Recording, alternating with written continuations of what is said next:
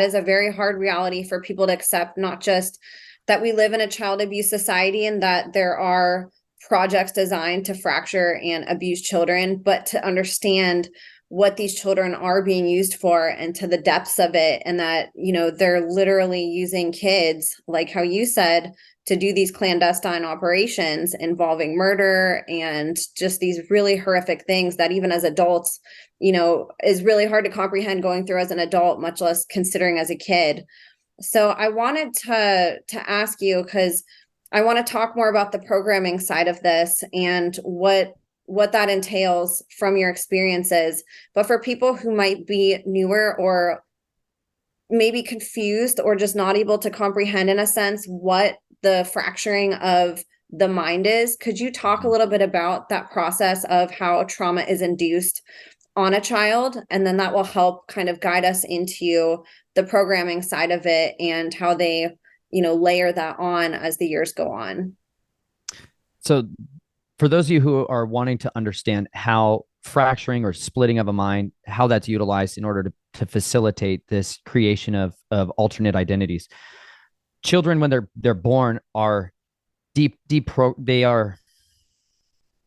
when children are born, they don't have a pattern set and established yet. They're very much open to information, and they have not consolidated and formulated who they're going to be, their personality, their identity, their character. And so they're easier to pattern into a specific subset, meaning different varieties of personalities, core beliefs, where you need somebody who is willing to live a life of absolute duplicity, meaning they are completely committed to a set of standards on one side, and they're absolutely committed to a completely opposite set of standards on the other side.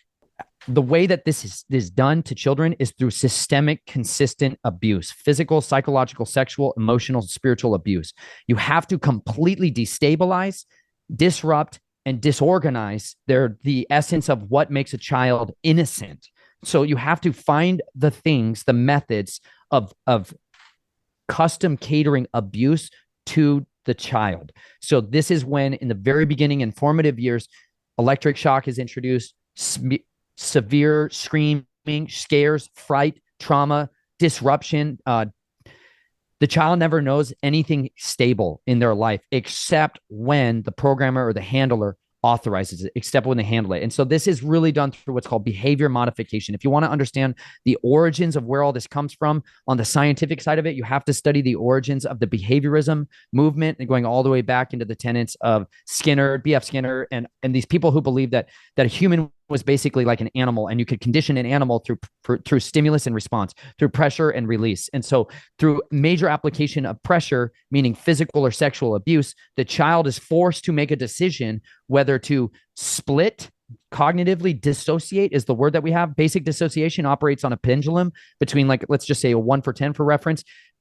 Even it's a known term where if anybody has been driving around on the highway in the same route that you've taken day after day after day after day, and you suddenly realize you're back home and maybe you don't really remember all of the driving tasks that was involved along the way. And that's a basic, super common form of dissociation that might take place because you've done a task so many times. Your body might go through the functions, but your mind may be able to wander into all kinds of other areas and other places. And then suddenly your body is doing a very physically complicated task that when you first started out in life was really difficult and you couldn't ever imagine not paying attention while you were driving down the road.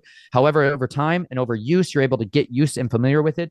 So you're able to dissociate, for lack of a better word. And I believe dissociation is a hardwiring survival mechanism that was given to us by our creator to help us survive things that are outside of the parameters of any normal situation in life that are critically needed in order to overcome and adapt to a situation where you're physically, mentally, and emotionally incapable of surviving by processing and taking in all that information. Like somebody who's going through a horrific car crash who suddenly wakes up into the hospital, even though they were conscious during the entirety of the event. Their mind has stored that data, that information, into a trauma neural network. And that is what's a compartmentalized area of their body that is holding a piece of information that the rest of their psyche, their soul, their mind, their will, their emotions, their intellect, their desires may not have any recollection or connection with anymore. There is a splitting between those two realms. And so in order to create a mind-controlled slave, in order to create somebody who is split personalities, you got to start when they are young, and generally but from birth to 3 years old, sometimes between birth and 6 or 7 years old, generally is about the latest that you find where you can truly depattern and destabilize the mind to split the consciousness of the individual, because they can't fight back. They're put in situations where they physically cannot fight back, whether they're being sodomized, being abused. They physically can't overcome their abusers, and then they can't run. So there's three main components that mankind has to respond: fight, flight, or freeze. Those are the three main components. Fight and flight, once those are ruled out, they have the last component, which is to freeze. And that's really where dissociation enters in. If they don't split, they'll die. And that literally is what happens. People's hearts will give out because of the horror and the trauma of what they're physically going through. And a lot of people at that stage is when they do die. If they're going to die, they're going to generally die in these very early formative years of it. And that is a type of death that they will then cover up through all of the other mechanisms that are built into their society: sudden infant death syndrome and accidental death, drowning, all these other areas that they use to cover this up. But when a child endures that and does split their personality, now what has happened is the core, meaning the main core tenet of their personality, is no longer present. And what happens is they have like a blank slate. It's like you're dealing with a brand new baby again, a brand new person who is completely checked out. This is something that somebody would experience if you've ever been around people in true shock when they've had a major catastrophic injury, they've lost a lot of blood. The body shunts blood to the core organs of the body. And so all the prefrontal cortex shuts down. That's like your higher critical thinking, like what you and I are using right now to communicate and form sentences and think logically. All of that stuff shuts down, and just the core, more emotional components of the brain are left, right? Like people would say, like the middle components of the brain, which is where emotion and memory are regulated. And that's the area of the brain where programming is designed to function and work. The United States military does this through sleep deprivation and through destabilization. They're trying to recreate the fracturing process in order to access that core section of the brain in order to program in the information for how to survive and become a trained murderer, even though those resistances are built in and hardwired. And you're an adult by the time you join the military, generally 17 years old. I went in as a junior in high school and got emancipated to the United States military. Most people by then have that formalized personality, and so it's not as easy to depattern them. So the military has spent the greatest amount of time and money and research in order to figure out how to do that to adults. When it's done through the religious order, the occult aspect is what's brought in to help facilitate it. This is where demons are brought in. This is where other spirits, incantations, ancient languages, and twilight languages are being invoked over the individual, so that other powers are then being put into that personality, into that component, to help facilitate this conspiracy of silence, to facilitate greater power, like you see possessed in Legion, children that are able to do these mighty and physical acts because they're possessed by these disembodied spirits of the Nephilim, the offspring of the Watchers and women that came down in the days of Noah. Those spirits are what help to facilitate a lot of this.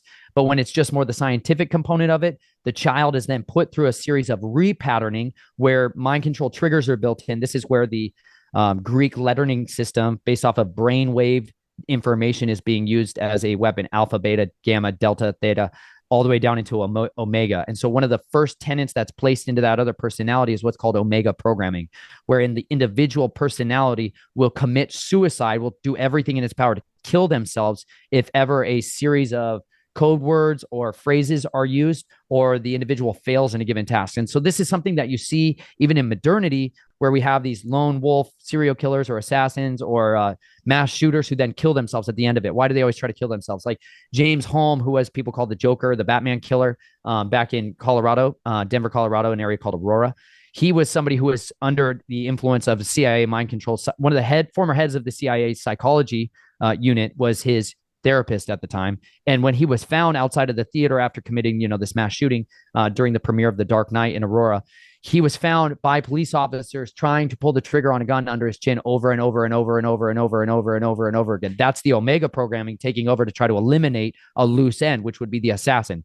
And so when that doesn't take place, generally they're then in modernity, they're chemically castrated when they go into the jail, the prison system. They brainwash them back out and make them out to be these cuckoo for Cocoa Puffs, crazy loony people, to character assassinate any testimony they might put forward.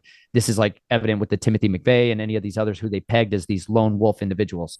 This is what's critically built in anytime programming is done. You have to put the safeguard in. You need to put the nuclear bomb at the very end of the line so that you can clear away all the evidence. This is what's a self-destruct sequence that's put into any advanced piece of technology, which is what that little pacemaker unit that I was pulling out. That's why people were wanting that, because they wanted to be able to install that kind of technology inside of their assassins so that without them knowing it, the Omega could trigger that through their own protocol so that they could self-destruct and have a battery bank that's going to last all the way through from the day they're born to the end of their life. And so this technology ended up getting miniaturized until it got into very, very small size components that were injectable. And ultimately, that's kind of the side of technology that we are in now.